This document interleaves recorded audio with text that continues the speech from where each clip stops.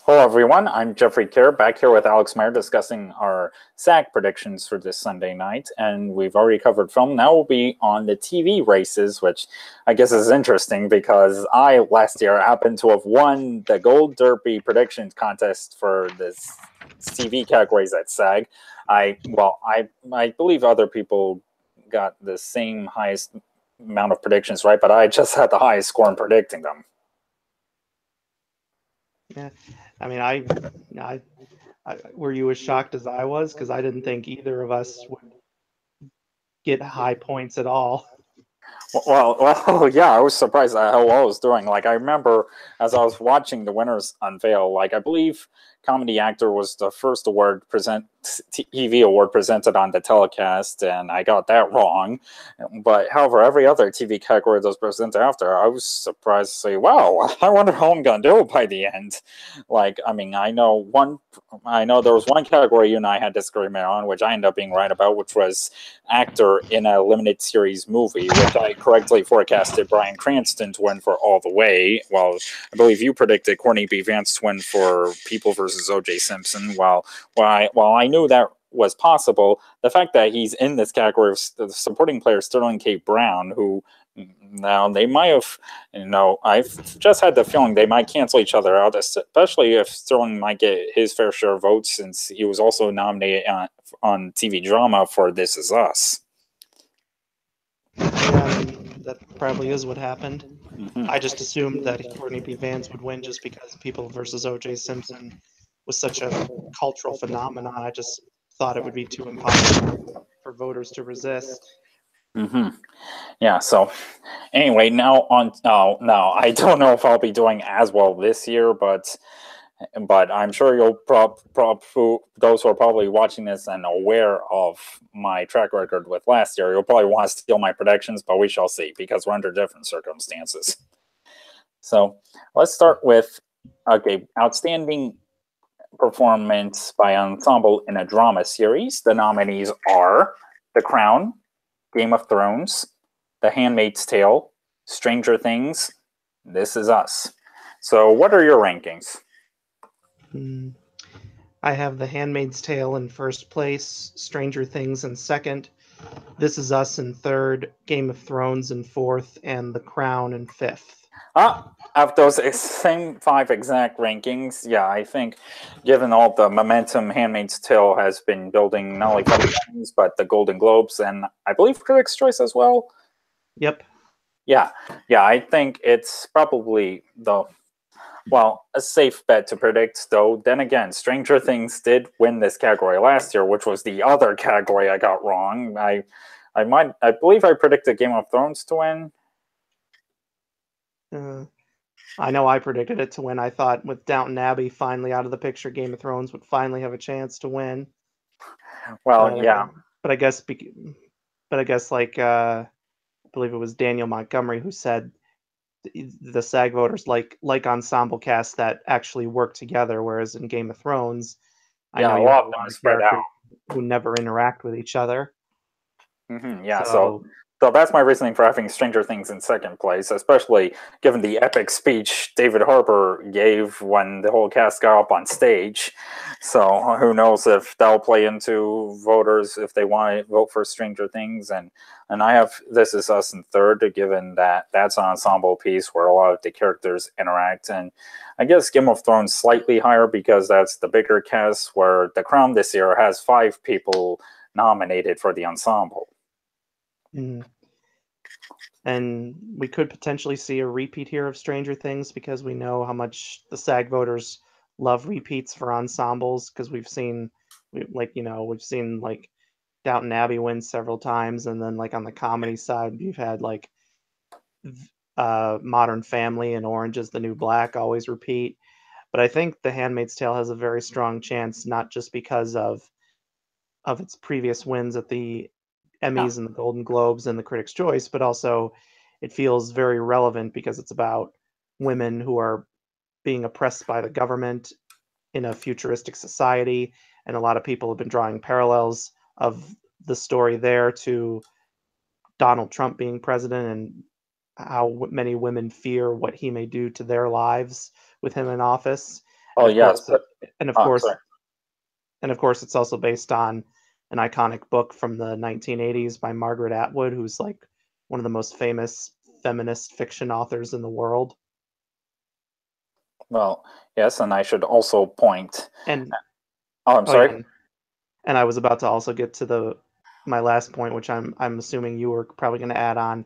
I think also the Me Too movement of women both in and out of Hollywood stepping up and coming forward with their stories about sexual harassment and sexual abuse that they've experienced at the hands of men, and especially Yeah, very powerful men like Harvey Weinstein. who of That could course got. certainly that could certainly resonate with a lot of voters who want to say like enough is enough and support like the new Time's Up movement. Yes, that was exactly what I was about to say. And of course, we should also point out that every presenter at the SAG Awards this year, with I guess maybe exceptions of ensemble nominees who are introducing a clip reel from their film, well, like all the other presenters will at least be female, and of course they'll also have a host for the first time, which is a female, which is Kristen Bell, which we'll get to after we're done discussing our predictions here. All right. Now, So, so I guess the next category I believe is outstanding performance by a male actor in a drama series, and the nominees are. the nominees are Jason Bateman, Ozark; Sterling K. Brown, This Is Us; Peter Dinklage, Game of Thrones; David Harbour, Stranger Things; and Bob Odenkirk, Better Call Saul. Okay, in first place here, I've got Sterling K. Brown. Given I guess, for one, I guess diversity factor, he's the only person of color nominated here. But also, I guess really all the success he's been having with wins at not just the Emmys but the Golden Globes, where he managed to overcome competition from more high-profile actors like, Jason Bateman, who's also nominated here, and Freddie Highmore, and he managed to win, and he just won Critics' Choice as well. So I think those will be able to carry him over here. Plus, I guess he also has an IOU since he was nominated twice last year, but won nothing. Mm-hmm. And then the rest of your rankings? Right. Second place, I have David Harbour, who, I guess if voters remember his political speech last year when Stranger Things won Ensemble, they would probably be interested in wanting him up on stage again to see if he has anything else to say this time. Plus, he did recently win Critics' Choice in the supporting race. In third place, I have Peter Dinklage for Game of Thrones, who I believe is the only, I guess, person from Game of Thrones to ever won a SAG. And not to mention, of course, he's also nominated as a member of the ensemble for 3 Billboards on the film side. And we've seen, I guess, somewhat of that helped Bryan Cranston the year of Argo, where he also managed to win on the TV side for Breaking Bad. And fourth place, I have Jason Bateman, and fifth place, Bob Odenkirk. Oh, I have the exact same 5 rankings. Mm-hmm. Yeah, yeah. So, yeah, I guess for similar reasons as me. Yep, pretty much. All right, so I guess now let's go to outstanding performance by a female actor or actress in a drama series. The nominees are Millie Bobby Brown, Stranger Things; Claire Foy, The Crown; Laura Linney, Ozark; Elizabeth Moss, The Handmaid's Tale; and Robin Wright, House of Cards. All right, so I have Elizabeth Moss in first place. She's been on a roll with winning at the Emmys, the Golden Globes, the Critics' Choice. She's playing an iconic character being adapted from the page to the screen, and she knocks it out of the park. And of And course, I'm and I'm there's the I'm sorry. and then of course there's the relevancy of The Handmaid's Tale in the era of Donald Trump and the Me Too movement. Then I have Claire Foy in second because she won this category last year, and And this this is is her. their last chance to award her. hmm So, and then I have Millie Bobby Brown in third because Stranger Things is so popular, and she's become the most. She plays, I guess, the most popular character on that show. Then I have Laura Linney in fourth place because she's a veteran actress and she's a movie star doing television, and plus Ozark is a recent series. and then I have Robin Wright in 5th place. And I think, while I'm sure she probably would have still been nominated if the Kevin Spacey scandal hadn't broken out, I do think, given the fact that now the show is going to be ending with a very short final season with her at the center, I do feel this is kind of more like a consolation nomination for all the crap that the show has had to go through recently. So I don't think she's going to win. If she does win, that's going to be like one of the biggest upset wins of the entire show. Yeah. Though I actually have Robin in 3rd place because of, I guess, what you just said, and I guess they'll probably want to, get her. I mean, I guess we'll probably want to rally on her since Spacey's been kicked off the show, and she'll be the center of attention for the final season. So they'll probably just want her. I guess maybe want to get on board with that, and maybe want her up on stage to see what she has to say. But yeah, other than that, I have I guess, yeah, I have same top 2. Yeah, plus Elizabeth Moss has also never won an individual SAG. She's won 2 for ensemble for Mad Men, but never won individually. Right, and this could be a great way for, I guess, voters to make it up for her. Back in 2014, she was the highly favored to win for Top of the Lake, but then in a huge upset, she lost to Helen Mirren for Phil Spector, and even Helen Mirren seemed quite shocked when her name was announced. Mm-hmm. Yes. Yes, and oh yes. So yeah, it's Moss first, Foy second, Wright third, Brown fourth, and Linney fifth. And I guess mainly because, well, not a lot of us were expecting Linney to make the cut. But yeah, you do make a good point about her being the veteran actress, so I guess I could see that being a factor. Mm-hmm. Plus, the show's on. Well, I mean, yeah. Well, 4 out of these 5 shows are on Netflix. And the others on Hulu, so they're all streaming shows. Yeah. All right, and then our next category is Best Ensemble in a Comedy Series. Yes, and the nominees are, well, hey, is it your turn or my turn? Mine. Okay, go ahead. And the nominees are Blackish, Curb Your Enthusiasm, Glow, Orange is the New Black, and Veep. Okay, so I'm not sure how confident I am about this race, but in 1st place right now I have Glow, 2nd place Orange is the New Black, 3rd place Veep, 4th place Blackish, and 5th place Curb Your Enthusiasm. I have the exact same lineup. Oh, wow. Well, yeah, even though I could see, well, even though Orange is the New Black has won this category before, including last year, I mean, I just have a feeling that, especially how Glow overperformed in nominations here, it not only got an individual for Alison Brie, but also for Mark Maron. Mark Maron in. So yeah, I think I could. Well, I also gone for stunt ensemble, so I could just see those factors playing into a win here. Yeah, same here. Mm-hmm. I mean, but I also think the fact that it's a large cast and also a very diverse cast will also help it win. I mean, that's certainly been a big factor in Orange is the New Black winning like 3 years in a row. Mm-hmm. Yes, so now on to Outstanding Performance by a Male Actor in a Comedy Series. The nominees are Anthony Anderson, Blackish, Aziz Ansari, Master of None, Larry David, Curb Your Enthusiasm, Sean Hayes, Will and Grace, William H. Macy, Shameless, and Mark Maron, Glow. So, okay, interesting enough, I had Aziz Ansari winning this category, well, not too long ago, but of course, once his allegations broke out, I had to move him down. So, tell me about your rankings. Yeah, I only made my official rankings a few days ago, and this was after the allegations had broken out. But if they had not, I probably would have put Aziz Ansari in 1st place, and I was really wrestling back and forth between my number 1 and my number 2 because they both. I think it's going to be like a neck and neck race for the two of them, but I ultimately settled on Sean Hayes in 1st place, William H. Macy in 2nd, Anthony Anderson in 3rd, Aziz Ansari in 4th, Larry David in 5th, and Mark Maron in 6th. Okay, I have most of those same rankings. I have Sean Hayes winning this, and he's, of course, won here before for Will and Grace back in its original run. And, I guess I am kind of tempted. Well, yeah, I guess second and third place are the only differences here. I have Anthony Anderson in second right now.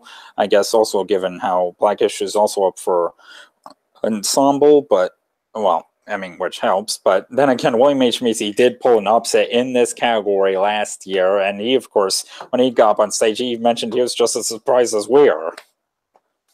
And that's the main reason why I have him in second. And of course, that wasn't the first time he pulled off an upset win. This was his. He also pulled off an upset win in, I believe, yeah, 2015.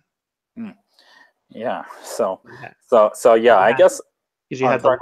you had the long, you had like the long 7 year reign of Alec Baldwin winning for 30 Rock, and then, but then in the final season of 30 Rock, he lost to Ty Burrell for Modern Family, and then of course after that, since 30 Rock was off the air, then I believe then the year after that, that was William H Macy won because the first season of Transparent was completely overlooked, and then when it was nominated the next year, then Jeffrey Tambor won, and then we all thought he'd win again last year, but then William H Macy pulled off that upset win, and now, of Yeah. course, because of his sexual harassment allegations, Jeffrey Tambor is not nominated here, Yeah. which is Mhm. probably the main reason why Mark Maron is in here instead. Because if these allegations against Jeffrey Tambor had not come out, he probably would have been in here again, I think. Yeah. Plus, we should say there are 6 nominees in this category, meaning there was either a tie or a close race for the final slot. Hmm. So yeah, I have so I have Sean Hayes in first place because of his history of winning here before, and given the fact that this is the only nomination for Will and Grace, because I think many of us were expecting the whole cast to get individual nominations plus an ensemble nomination. If they really want to reward Will and Grace, this literally is the only place they can do it. Well, yeah, and of course they could have had more people, well, nominated individually, but of course the TV categories at SEG are only combined lead and supporting. Right. Then I have William H. Macy in second place because of he's already won this category twice and both times in an upset. Then Anthony Anderson I have in third. Then I have Aziz Ansari in fourth. I don't necessarily have him at the very bottom because the allegations only just came out against him. So Right, so there's a question of how many how much it's been affected in how time. many yeah, because you could have had some people cast their ballots before the allegations came out. Then I have Larry David in fifth place. I have him lower mainly because he kind of had that controversy back in November when he made some questionable jokes on Saturday Night Live, about the Holocaust. And, of course, some people were like, oh, Larry tried to give Larry David a pass because he himself is Jewish. But several Jewish organizations like the Anti Defamation League were like, nope, Larry doesn't get a pass. He needs to apologize. Yeah, So and I so I think sorry, that so I think that could hurt him here. I mean, and yeah, and we pretty much have Mark Maron in the bottom mainly because no one was expecting him to get in at all.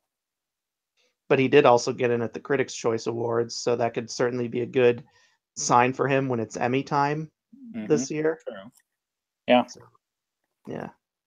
Yeah, so now on to outstanding performance by female actress, oh, well, female actor, or in this case, actress in a comedy series. The nominees are. Uzo Aduba, Orange is the New Black, Alison Brie, Glow, Jane Fonda, Grace and Frankie, Julia Louis-Dreyfus, Veep, and Lily Tomlin, Grace and Frankie. Okay, I have Julia returning for victory here, and I think, especially, I guess her recent cancer story may earn her, well, I guess may at least earn her a few votes. Second place, I have Alison Brie, given again how Glow overperformed, and I guess also her visibility factor with also her, I guess small parts in The Disaster Artist and The Post. And third place, I have Uzo Aduba, who's won here before. And fourth place, I have Jane Fonda, and fifth place, Lily Tomlin. Well, I'm not sure if it'll matter because it does seem like they'll cancel each other out for Grace and Frankie. Mm-hmm.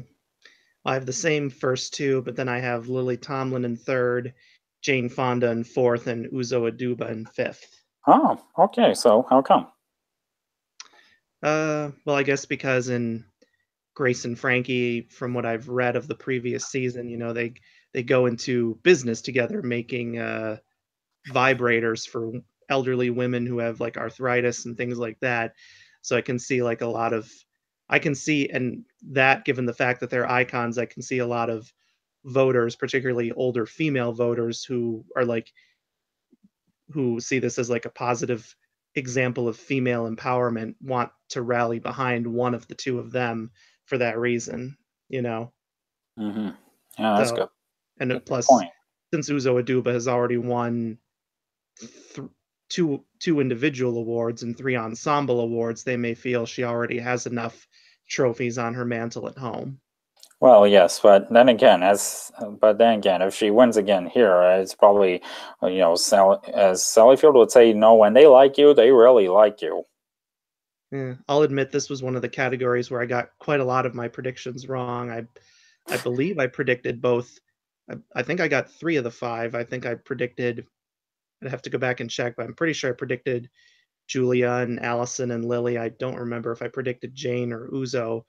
I I do. remember predicting Tracy Ellis Ross and Deborah Messing, I believe.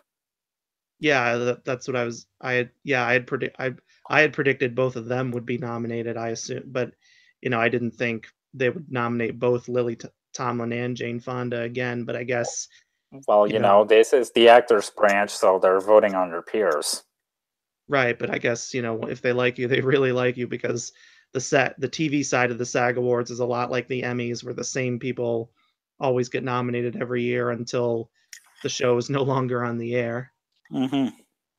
Yes, so now on to outstanding performance by a male actor in a miniseries or TV movie. The nominees are Benedict Cumberbatch, Sherlock, The Lying Detective, Jeff Daniels, Godless, Robert De Niro, The Wizard of Lies, Jeffrey Rush, Genius, and Alexander Skarsgård, Big Little Lies. So this is interesting because, well, Riz Ahmed was only eligible for the night of last year, and Ewan McGregor is nominated here for Fargo.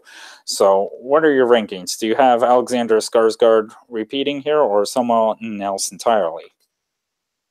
I have Skarsgård in first place, and then I have Robert De Niro in second, Jeff Daniels in third, Benedict Cumberbatch in fourth, and Jeffrey Rush in fifth. Okay, I have the same bottom three, and even though I could definitely see Skarsgård winning, well, I mean, then again, I mean, I guess let me look up the history of SAG weeks in the mini-series movie races because those rarely happen. I mean, again, as we talked about, a lot of people thought it would happen last year. I mean, I guess it was probably divided, but people thought it would happen last year with Courtney B. Vance and Sarah Paulson both winning for People versus O.J. Simpson, but it did not happen. And though, then again, I have Robert De Niro out front, given that he's the veteran of this nominees. But even though he hasn't really won anything for The Wizard of Oz, but then again, he's also never won a SAG award. Mhm. That's true, but I do think Alexander Skarsgård has a slight edge over him because Big Little Lies has just become this cultural phenomenon, and kind of similar to The Handmaid's Tale, it feels very relevant given the Me Too movement going on because Alexander Skarsgård's character is literally one of the men that is the focus of the Me Too movement because Mm-hmm. he physically abuses his wife, and he's very domineering over her, and he tries to manipulate her into staying in their marriage when she's trying to come up with ways to leave it. It's a classic case of the domestic violence storyline. Yeah, again, that's a good point, and I can, even though I don't know if I'll end up predicting or not, but I could totally see it happening. And just hold on real quick, and yeah, I say that the last time. Okay, I'm looking up the last time that both lead acting in a TV movie miniseries races at SAG went to the same people. Yeah, was in 2009, which were Paul Giamatti and Laura Linney, both for John Adams. Hmm. Well, I mean, it's harder here because you have the SAG Awards operate on a different calendar schedule than the Emmys do, and Plus, you have they don't distinguish between lead and supporting. So, Yeah. but Yeah. So I sometimes, guess. Oh, I'm sorry. but sometimes it can be kind of like a nice way to make up for like either previous losses or snubs. Like when Queen Latifah did not win the Golden Globe for Bessie, like Nor when the they Emmy. right, well, no one expected her to win the Emmy against Frances McDormand, but then they thought she might have a chance at the Golden Globes, but then, of course, who did she lose to? Lady Gaga for American Horror Story Hotel. Yeah. And that was I mean, now I admit I have not seen American Horror Story Hotel, but to me, that just reeked of just a simple popularity win that they only gave it to her just because she's Lady Gaga. I mean, Leonardo DiCaprio was laughing at her as she walked to the stage as like he couldn't believe what they Well, were yeah. doing. Well, yeah. And Tom O'Neill literally screamed, like he literally went on about Gaga's win. Like he thought that season of American Horror Story was terrible, and the worst part was Lady Gaga. I didn't know well, I mean, I knew he's a fan of that show. I just didn't know what his thoughts were of that season. I do know he considers the second season Asylum to be like a complete masterpiece from beginning to end. Mhm. But then, of course, he was like, "Oh, and then with American Horror Story Freak Show, he was like, "Oh, this will win the Emmy for Best Limited Series because Olive Kitteridge is too boring." Yeah, and Really? I watched yeah, all 4 episodes of Olive Kitteridge from beginning to end without stopping, and I was not bored once. yeah. In But fact, anyway, I'm sorry. Olive Kitteridge is one of the rare adaptations that's better than its source material. Well, yes, but anyway, back to SAG here. Well, I mean, I guess. Well, But but then but then, of course, Lady Gaga was not nominated at the SAGs, and Queen Latifah was able to prevail there. yeah. So I guess now back to this category. Yes. Well, yes.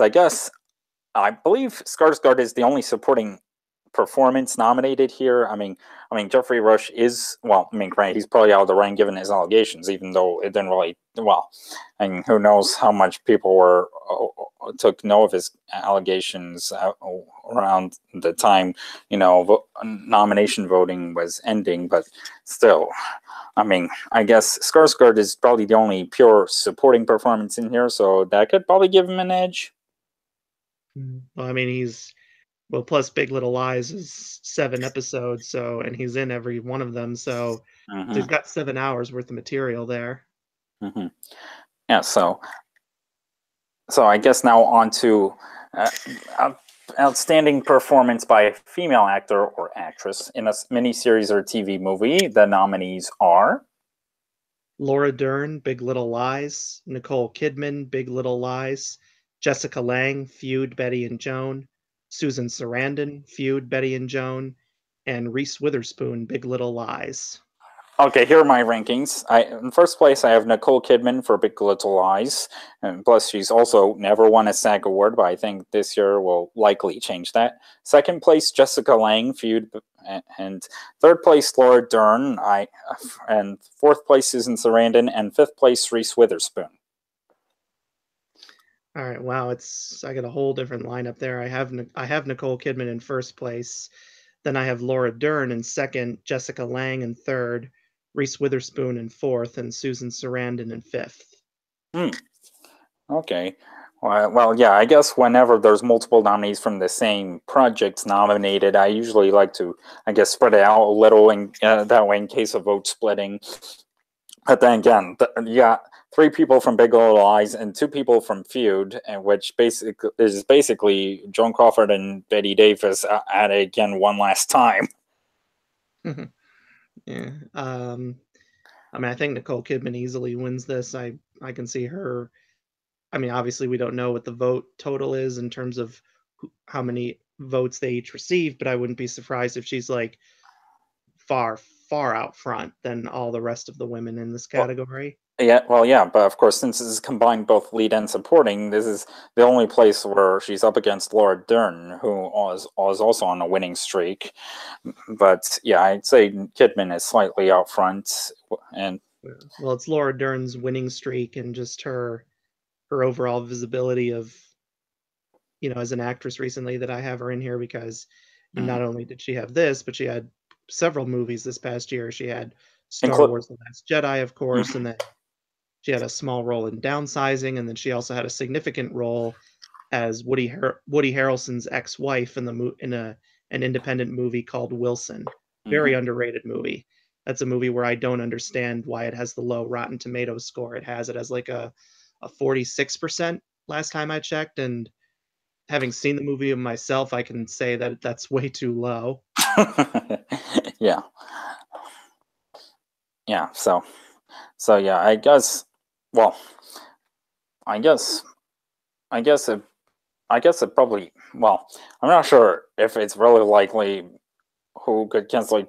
Well, I mean, I was gonna say that it's probably more likely that Lane and Sarandon split the vote, but then again, the and it almost seems like they could all cancel each other out. But well, or or who knows if we could get a tie? But yeah, I think Kidman wins this.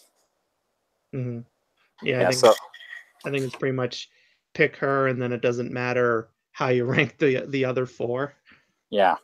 Yeah, so now onto the last category, which is outstanding performance by stunt ensemble in a television series. So, yeah, I believe it's my turn to read the nominees. Yep. All right, the nominees are Game of Thrones, Glow, Homeland, Stranger Things, and The Walking Dead. So tell me, where do you stand here? I have Game of Thrones in first place, Glow in second, The Walking Dead in third, Stranger Things in fourth, and Homeland in fifth. Okay, okay. Here are my rankings. Game of Thrones in first place because this is my guess. This is the one category they've always done well with at SAG. Second place, Stranger Things. Third place, Glow. Fourth place, The Walking Dead, and fifth place, Homeland. Mm. Well, I mean, admittedly, I haven't seen season two of Stranger Things yet, so I don't know what kind of stunts they do on there, but I put Game of Thrones in first place just simply because it's won several years in a row, and it's like it's like the most obvious category out of all these categories Mm-hmm. so far. And then and then with Glow, since that's about wrestling, you obviously have to create a lot of choreography for something like that. And Yeah. then The Walking Dead in third, just because it's been nominated here so many times before, and you're fighting off zombies. So, you know, and then, yeah. Mm-hmm. So and then I guess, and Stranger Things, like I said, I haven't seen it, and Homeland, I haven't really seen that show, but I'm guessing the stunt work on that show isn't as out there as all the other shows on here. Mm-hmm. Yeah. So, in any case, we've gotten through all the categories. So, before we go, let's talk about. Okay, so I guess how excited are you for the SAG Awards this Sunday night? And given that Kristen Bell will be their first host ever, I mean, well, it should be interesting to see how they'll be using the host because I guess the reason why SAG has always been great about being done well nearly on time since it's usually a 2 hour show is that there's never been a host. So I guess how curious are you to see about them using a host for the first time and that being host being Kristen Bell? I mean, it'll be interesting to see because, like you said, it'll be interesting to see can they stay within the 2 hour time slot that the SAG Awards is usually given because they pretty much just get in there, get the awards, get the Lifetime Achievement Award, get the in memoriam, and then it's done. But then it'll be interesting to see what kind of opening monologue she'll have or how often she'll make jokes when like introducing presenters and things like that. Because I mean, her host that her announcement as the host came out several months ago. So, I mean, it'll be an interesting experiment to see. And I mean, I'll admit I never thought of her in particular as a host because I don't usually, when I think of potential hosts for an award show, I don't normally think of like just actors in general. I usually think of like late night comedians and things like that. Mm-hmm.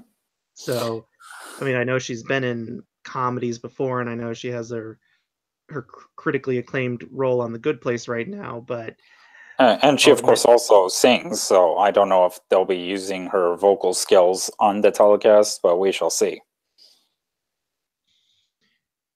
but then in terms of comedies, in terms of like films she's been in, she doesn't have the greatest track record with picking good comedies.